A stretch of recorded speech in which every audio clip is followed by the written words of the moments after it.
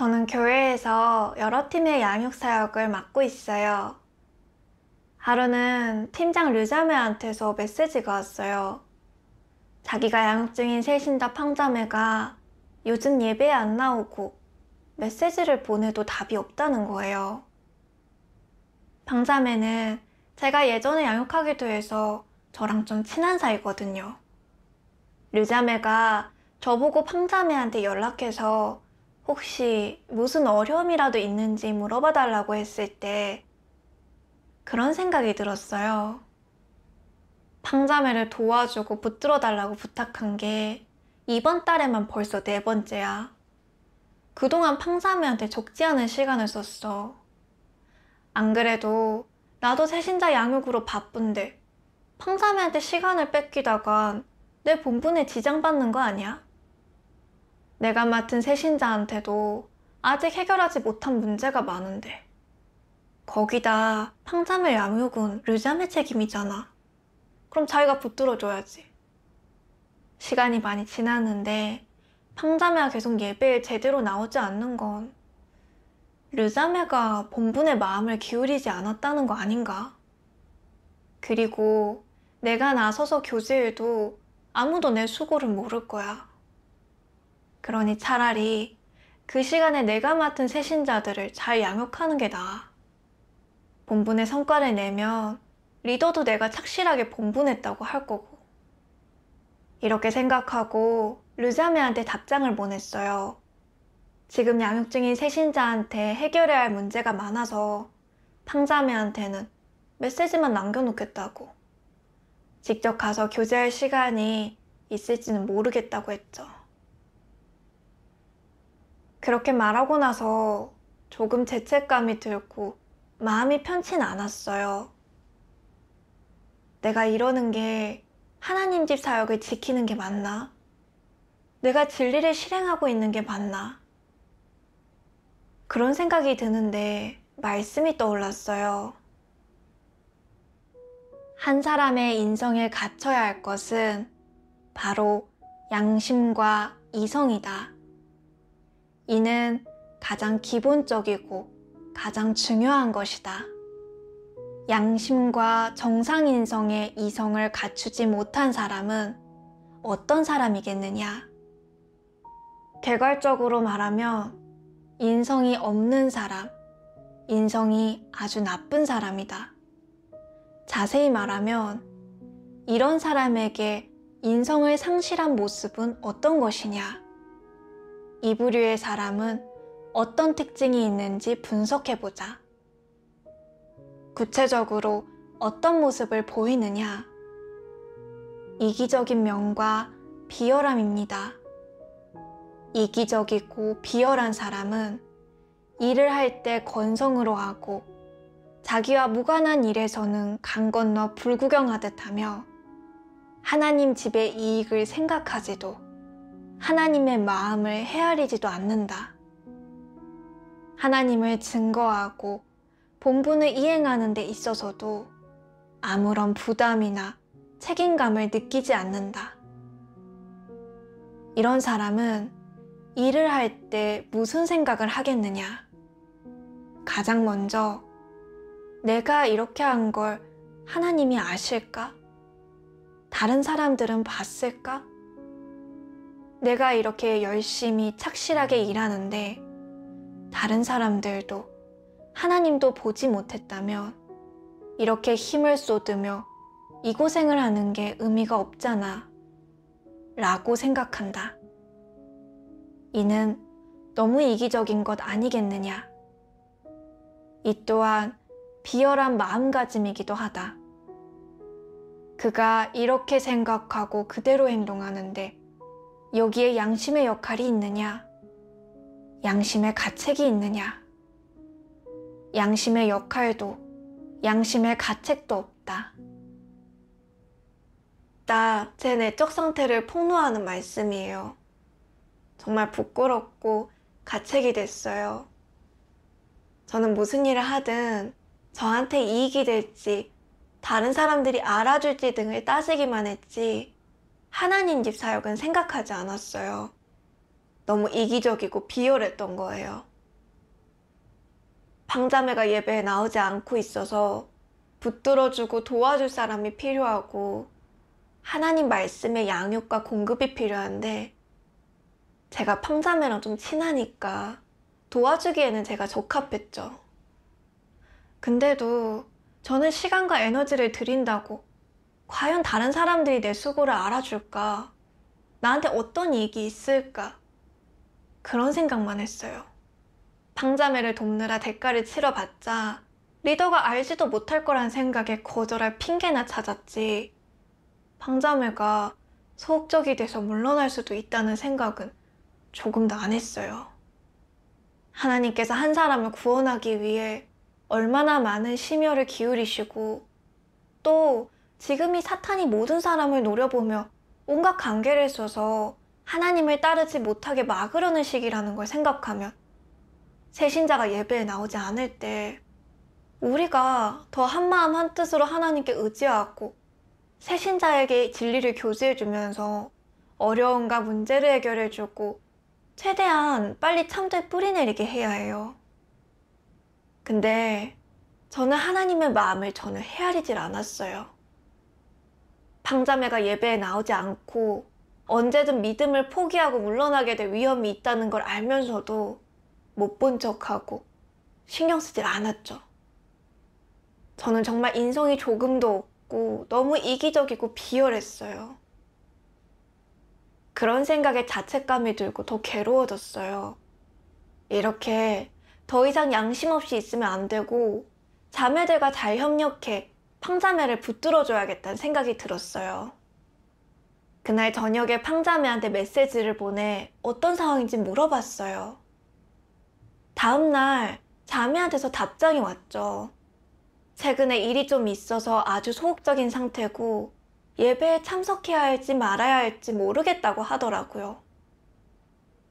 무슨 어려움이 있냐고 물어봤는데 자매는 우물쭈물하며 대답을 피하더라고요.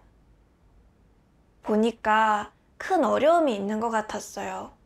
바로 교제에서 해결하지 않으면 넘어지거나 물러날 수도 있을 것 같아 보였어요. 근데 저는 팡자매의 성격을 알고 있었거든요. 팡자매는 긴 시간을 들여 소통하며 인도하지 않는 한 쉽게 마음을 열지 않는 성격이에요. 그때 제가 책임져야 할 새신자가 더 늘어나서 한창 바쁠 때라 팡자매의 내적 상태를 해결하는데 시간을 다 써버리면 제가 맡은 새신자들을 제때 양육할 수 없을 것 같은 거예요. 만일 새신자들한테 문제가 생기면 다 제 책임이 되지 않을지, 본분 성과가 떨어지면 리더가 저를 어떻게 볼지 그런 생각이 드니까 또 망설여졌어요. 다른 형제 자매한테 이 일을 떠넘기고 싶은 거예요. 근데 그때 자매가 갑자기 연락을 끊더니 답장이 없더라고요. 그 상황을 보고 저는 어차피 물어봐야 할 건 다 물어봤고 방자매가 말을 안 하는 건 저도 어쩔 수 없는 일이라고 생각했죠. 그래서 그때부터는 팡자매 일에 관심을 끊었어요. 다음날 제가 양육을 맡은 새신자 한 명이 메시지에 답장이 없더라고요. 마음이 급해서 얼른 그 새신자한테 무슨 어려움이 있는지 알아봤죠. 예배에 안 나올까봐 걱정됐거든요.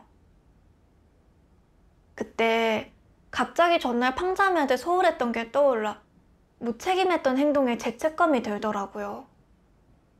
문제를 맞닥뜨린 새신자에게는 다 마찬가지인데 제가 맡은 새신자는 아주 기꺼이 시간을 들여 붙들어주고 도와주면서도 제 책임 범위 밖의 새신자한텐 시간을 더 쓰려니 제 본분에 지장을 준다고 생각했던 거예요. 어쩌면 그렇게 이기적이었는지. 그래서 하나님께 제 자신을 더 깊이 알도록 인도해달라고 기도했어요. 그리고 말씀 낭송 영상을 보면서 그 문제에 대해 더 분명하게 깨달을 수 있었어요. 전능하신 하나님 말씀. 적그리스도의 이기심과 비열함은 어떤 모습으로 나타나느냐? 그는 자신의 지위, 명예에 유익한 일이라면 공을 들여 말하고 행동하며 기꺼이 어떤 고생도 감내한다. 그러나 하나님 집에서 안배한 사역과 하나님 선민의 생명 성장에 유익한 일에 대해서는 상관하지 않는다. 심지어 악인의 방해와 교란과 온갖 악행들로 교회 사역에 심각한 영향을 끼치는 일이 일어나도 그는 자신과 무관한 일인 것처럼 신경 쓰지 않는다. 누군가 악행을 저지른 악인을 발견해 그에게 알리면 그는 보지 못했다며 모르는 척한다. 적그리스도 부류의 사람은 어떤 사역을 맡든 하나님 집의 이익을 전혀 고려하지 않고 오직 자신의 이익이 손해를 입는지만 생각하고 현재 자신에게 유리한 일만 고려한다. 교회의 중요한 사역이 그에게는 그저 부업 같은 일이라 아예 대수롭지 않게 여긴다. 적극적으로 나서지 않고 그저 자신이 하기 좋아하는 일, 자신의 권력과 지위를 소화할 수 있는 일만 한다. 하나님 집에서 안배한 일, 복음 확장 사역, 하나님 선민의 생명 진입은 그가 보기에 중요하지 않다.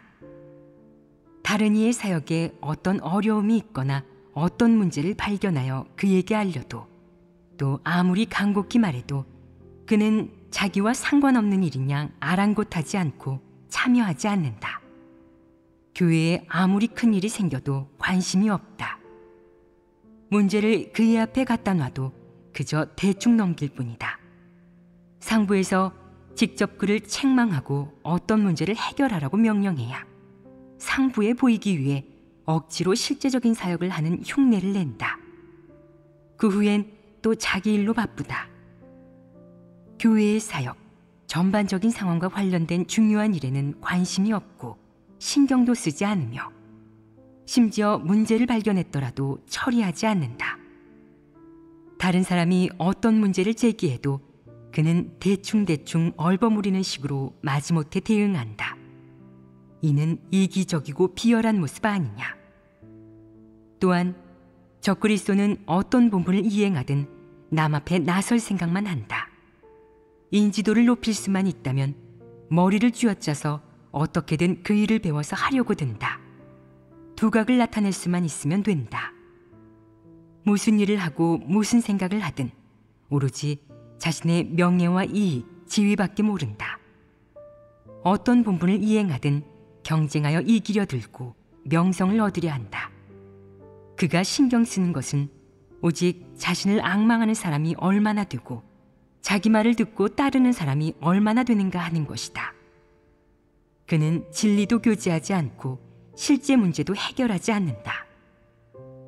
본분을 이행할 때 어떻게 원칙 있게 일을 처리할지, 충실했는지, 책임을 다했는지, 무슨 실수는 없었는지, 어떤 문제가 존재하는지, 하나님의 요구는 무엇인지, 하나님의 뜻은 무엇인지 등을 고려하지 않는다.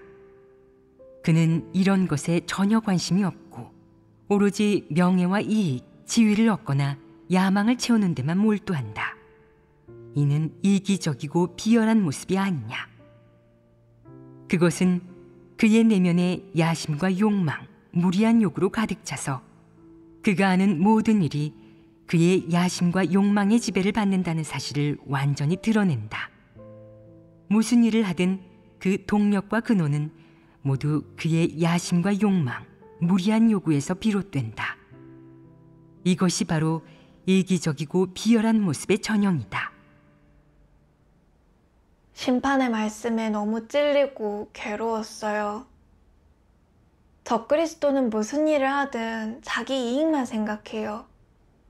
그 일이 자기한테 이익이 되면 머리를 쥐어짜가면서 공을 들이고 어떤 고생도 마다하지 않죠. 근데 자기한테 이익이 안 되면 할 수 있는 일도 안 해요. 하나님 집의 이익은 전혀 지키지 않고 아주 이기적이고 비열하죠. 적그리스도의 눈에 비친 본분은 개인적인 목적을 이루기 위한 도구에 지나지 않아요. 적그리스도는 그저 자신의 사리사욕을 채우는 데에만 노력을 기울여요. 얼마나 많은 사람이 하나님 앞으로 올 수 있을지, 형제 자매 어려움이 해결될 수 있을지, 그런 문제에는 관심이 없어요. 자신이 좋은 평가를 받고 무리해서 인정받는 게 유일한 관심사죠. 본분을 명예와 지위를 얻기 위한 도구로 여기고 형제 자매를 희생양으로 삼는 거죠. 제 행동도 그런 적그리스도와 똑같았어요. 방자매가 어려움에 부딪혀 도움이 필요할 때 저는 제 시간을 낭비하기 싫다고만 생각했어요. 시간과 에너지를 들여봤자 아무도 알아주지 않는다고 여겼죠. 저한테 득이 될 게 없는 일이라고 거절할 핑계만 찾았어요. 마지못해 팡자매를 붙들어주긴 했어도 그냥 형식적이었어요. 팡자매가 답장이 없으니까 관심을 끊었죠. 연락을 안 받으면 어쩔 수 없는 거라고요. 당장 어려움을 해결해주지 않으면 팡자매가 언제든 물러날 수 있다는 걸 알면서도 양심을 속이고 대충 건성으로 대했어요. 자매가 구원받을 기회를 망친 거나 다름없죠. 제가 책임지고 있는 새신자한테 어려움이 닥쳤을 때는 머리를 싸매고 해결책을 찾았어요. 본분의 성과가 달려 있었으니까요. 성과에 따라 리더와 형제 자매한테 높은 평가를 받을 수도 있고 그러지 못할 수도 있거든요. 저는 제 체면과 이익을 위해서라면 기꺼이 수고를 감수하고 대가를 치렀어요. 근데 득이 될 게 없을 때는 사탄의 교란으로 어둠 속에 사는 새신자를 보면서 사탄한테 끌려갈 수 있다는 걸 알면서도 신경 쓰지 않았어요. 이런 저한테 어디 인성이라는 게 있겠어요. 저는 새신자 양육을 맡고 있어요.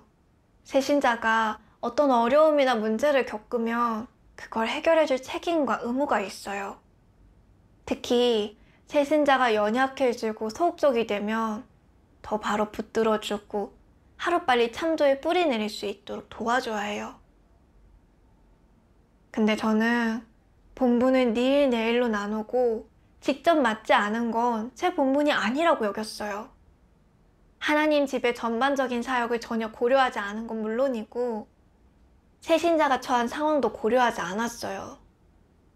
만약 제가 무책임해 새신자가 믿음을 포기하고 물러났다면 그거야말로 악을 행한 게 아니겠어요.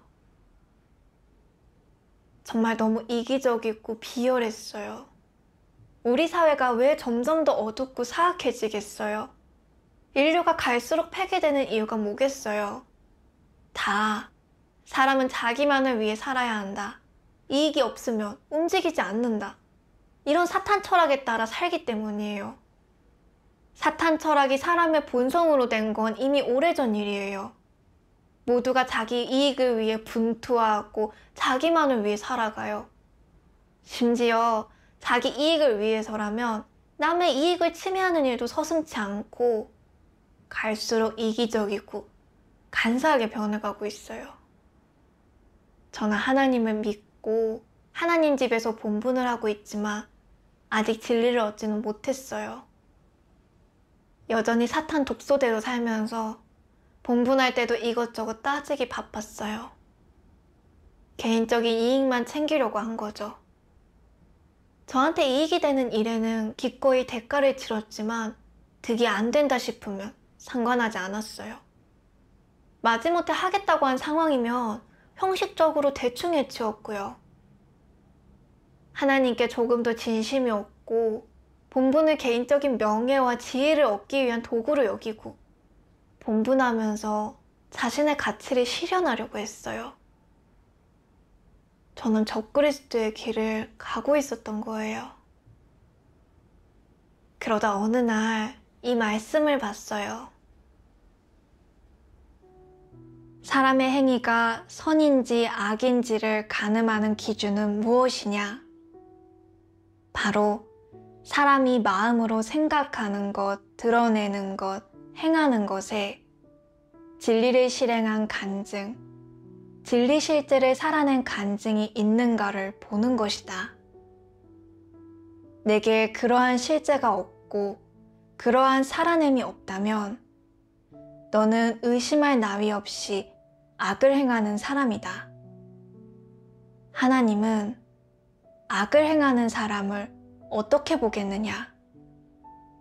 내가 마음속으로 생각하는 것, 겉으로 행동하는 것은 하나님을 증거하는 것이 아니고 사탄을 수치스럽게 하거나 물리치는 것이 아니라 오히려 하나님을 욕되게 하고 어디서나 하나님을 욕보이는 표가 되는 것이다.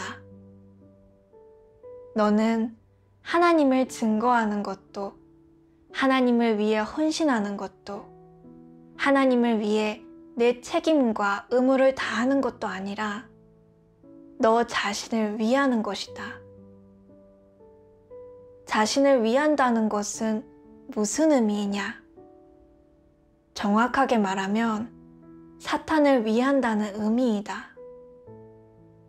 그러므로 마지막에 하나님은 불법을 행하는 자들아, 내게서 떠나가라 라고 말씀할 것이다. 하나님이 보기에 내가 행한 것이 선행이 아니라 오히려 악행이어서 하나님께 인정받지 못할 뿐만 아니라 정죄받게 된다. 이렇게 하나님을 믿는 것은 대체 무엇을 위해서냐? 믿어도 결국에는 전부 허사가 되지 않겠느냐? 하나님 말씀을 읽고 나서 깨달았어요. 본분을 잘했는지 가늠할 때 하나님의 판단 기준은 그 사람이 얼마나 고생했고 얼마나 많은 대가를 치렀는지가 아니에요. 진리를 실행했는지, 어떤 마음가짐으로 임했는지, 하나님 집의 이익을 수호하는 데서 출발한 게 맞는지, 하나님을 증거하고 하나님을 흡족하게 했는지를 보시는 거죠. 만약 사람들 가운데서 두각을 나타내거나 자기 체면을 세울 속셈으로 본분했다면 아무리 고생했어도 하나님께 칭찬받기는커녕 악을 행했다고 정죄될 뿐이에요. 사탄의 교란에 부딪힌 새신자가 너무 연약해져서 절박하게 도움이 필요할 때 저는 수수방관했어요. 저한테 득이 될 게 없는 일이라고 전혀 무관심했던 거예요. 이렇게 본분하는 것, 자신의 경영을 하는 거고 하나님 흡족해 해드리는 게 전혀 아니에요. 정말 회개하지 않는다면 결국 하나님께 버림받고 도태될 게 뻔하죠. 이걸 깨닫고 하나님께 기도드렸어요. 사심을 내려놓고 최선을 다해 팡자매를 붙들어 줄 수 있도록 저를 이끌어 달라고 구했죠. 기도를 하고 팡자매한테 다시 한번 메시지를 보냈더니 뜻밖에도 바로 답장이 온 거예요. 근데 대화 초반에는 쉽게 마음을 열 기미가 안 보였어요.